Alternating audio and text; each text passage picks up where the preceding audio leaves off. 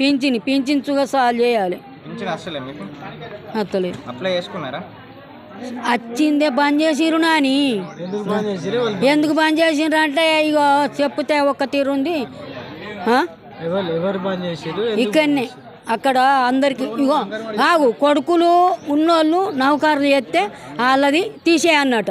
కానీ ఒంటి మహిళను కాబట్టి నా పింఛన్ తీసేసి అవసరమే లేదట.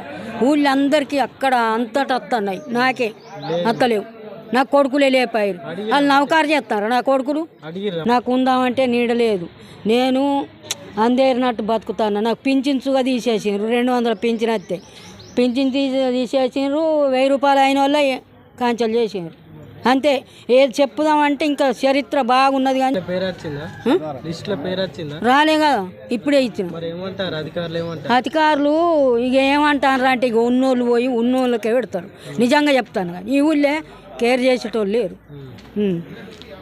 అయితే నేను ఇందిరా మిల్లాసి కట్టుకున్నాక కట్టుకో అన్నారు. తెలంగాణ 3 లక్షలు అన్నారు. తెలంగాణ వచ్చింది ఇప్పుడు ఇవ్వడనేమో నేను ఇవ్వం లేదు అంటారు. మరి ఇప్పుడు నా భర్త నా చేనేత కాదు పచ్చవాత వచ్చి బీపీసీ వారు పని చేయలేదు, ఏం లేదు. అప్పులతో చచ్చిపోతుంది. ఇల్లు అమ్ముకునే కాలం మళ్ళీ కట్టే సొమ్ము నా దగ్గర లేదు. ఇప్పుడు నేనేం చేయాలి? ఎవరిని అడిగినా మీకు రాదుకో అమ్మ కట్టుకున్నాం అంటారు. ఇక ఇది నా పరిస్థితి సార్. గ్రామ పంచాయతీ ప్రత్యేక అధికారి సమక్షంలో జరుగుతున్న ఈ ప్రజాపాలన దినోత్సవంలో భాగంగా రాష్ట్ర ప్రభుత్వం ప్రతిష్టాత్మకంగా చేపడుతున్న ఈ 4 సంక్షేమ పథకాలను మన రాష్ట్ర ప్రభుత్వం చేపడుతుంది. ఇందులో భాగంగా రైతుల సంక్షేమం కొరకు పేద ప్రజల నిరుపేద ప్రజలకు ఈ పథకాలను అందాలనే ఉద్దేశంతో ఈ పథకాలను ప్రవేశపెట్టడం జరిగింది. ఇందులో భాగంగా ముందు రోజుల్లోనే వీటిని క్షేత్రస్థాయిలో పరిశీలించి సర్వే చేసి పరిశీలన చేసి ఒక లిస్టు తయారు చేయడం జరిగింది. ఆ లిస్టు ప్రకారమే ఈ గ్రామ సభలు పెట్టడం జరిగింది. ఎందుకంటే ఎవరికైతే అర్హత పొంది ఉన్నారో వాళ్ళకి అందాలనే ఉద్దేశంతో ఈ గ్రామ సభలు అనేది పెట్టడం జరిగింది.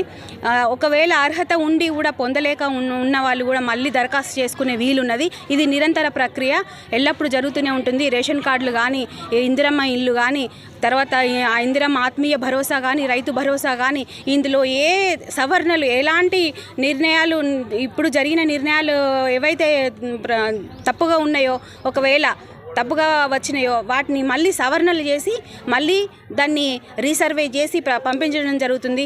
గత ప్రభుత్వంలో ఏనాడు ఒక్క రేషన్ కార్డు కూడా ఇవ్వని గత ప్రభుత్వము ఈరోజు దీన్ని మిస్గైడ్ చేస్తున్నారు. ఇది ఏదో తప్పుగా ప్రచారం చేయాలి, ఇది ఏదో మిస్గైడ్ చేయాలని చూస్తున్నారు. ఇది తప్పుగా చేయాలనంటే అది కాదు. ఇది మీరు అర్థం చేసుకోవాలి. ఇది ప్రజల సంక్షేమం కోసము చేపట్టిన కార్యక్రమము. ఇది అందరూ సద్వినియోగం చేసుకోవాలి. వీటిని ఇందులో ఏ తప్పులున్నా నిర్ణయాలు తీసుకొని మళ్ళీ క్షేత్రస్థాయిలో నిర్ణయం తీసుకోవడం జరుగుతుంది. మళ్ళీ దాన్ని సవరణ చేసి మీకు ఎవరికైతే రైతులకు కానీ, ప్రజలకు కానీ, నిరుపేదలకు కానీ వాటిని పథకాలను అందించే ఉద్దేశంతో వీటిని చేపట్టడం జరిగింది. మన ఎమ్మెల్యే ప్రభుత్వ విప్ లక్ష్మణన్న ఆధ్వర్యంలో ఇవి ఏమైనా తీసుకుంటారు. దాని మీద ఎవరికి ఏ లబ్ధి పొందే అర్హత ఉండి లబ్ధి ఉన్న వాళ్ళకి అర్హత ఉన్న వాళ్ళకి వచ్చే విధంగా అన్న బాధ్యత తీసుకున్నారు.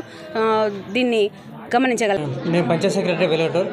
ఈరోజు మన గ్రామ పంచాయతీ ఆవరణలో జరిగినటువంటి గ్రామ సభలో రైతు భరోసా, ఇందిరమ్మ ఆత్మీయ భరోసా మరియు ఇందిరమ్మ ఇండ్లు మరియు రేషన్ కార్డుల లబ్ధిదారుల జాబితా ప్రచురించడం జరిగింది. ఇందులో ముఖ్యంగా ఇందిరమ్మ ఇండ్ల కోసం అప్లికేషన్ పెట్టుకొని కొంతమందికి రాలేదని చెప్పి వాళ్ళు నిరుత్సాహపడ్డారు. వారికి తెలియజేయనిది ఏమనగా, అసలు ఎవరికైతే అర్హులై ఉండి మీకు ఇందిరమ్మ ఈరోజు ప్రచురించినటువంటి జాబితాలో మీ పేరు రానట్లయితే మీరు మీ యొక్క దరఖాస్తును తీసుకొచ్చి మళ్ళీ మాకు అందజేసినట్లయితే ఆ యొక్క దరఖాస్తును పరిశీలించి వాటిని మళ్ళీ మేము మన స్పెషల్ ఆఫీసర్ గారి దృష్టికి తీసుకెళ్ళి దాన్ని మళ్ళీ ఎంపీడీఓ గారికి అప్పగించడం జరుగుతుంది. ఎవరైతే రేషన్ కార్డులో పేరు లేదని చెప్పి రేషన్ కార్డు లిస్టులో రాని వాళ్ళు ఉన్నారో వారు కూడా ఆ లిస్టు కూడా మళ్ళీ దరఖాస్తు చేసుకున్నట్లయితే ఆ లిస్టును కూడా మళ్ళీ ఎంఆర్ఓ గారికి అందజేయడం జరుగుతుంది.